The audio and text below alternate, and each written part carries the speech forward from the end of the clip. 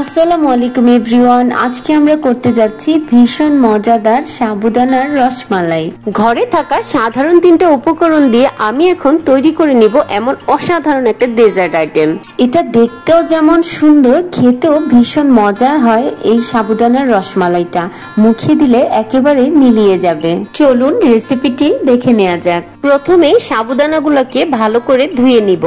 ধোয়া হয়ে গেলে 5 মিনিটের জন্য ঢেকে রেখে দিব। সাবুদানাগুলোকে ধুয়ে নিলেই চলবে, ভিজিয়ে রাখার প্রয়োজন নেই। এবারে একটি পাত্রে দুধ জাল করতে দিব। দিয়ে দিব চিনি। চিনিটা আপনারা আপনাদের পছন্দ মতো দিয়ে নেবেন। এই দেখুন ধুয়ে রাখা সাবুদানাগুলো কতটা নরম হয়ে এসছে। এবার এগুলোকে ভালো করে মথে নিব। সাথে দিয়ে দিব সামান্য লবণ আর 1 চামচ চিনি। এরপর রসমালাইয়ের মতো ছোট ছোট করে মিষ্টি বানিয়ে নিব। ভাবা যায় সাবুদানা দিয়ে এত মজাদার একটা আইটেম তৈরি করে নেওয়া যায়। আমার সবগুলো মিষ্টি বানিয়ে নেওয়া হয়ে গেছে।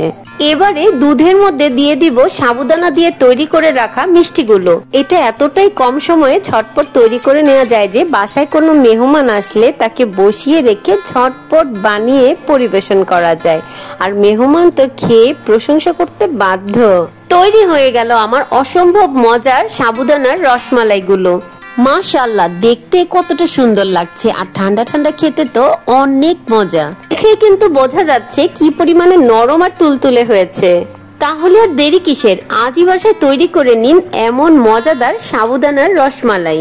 আজ এ পর্যন্তই, আবার হাজির হব অন্য কোনো রেসিপি নিয়ে। আল্লাহ হাফেজ।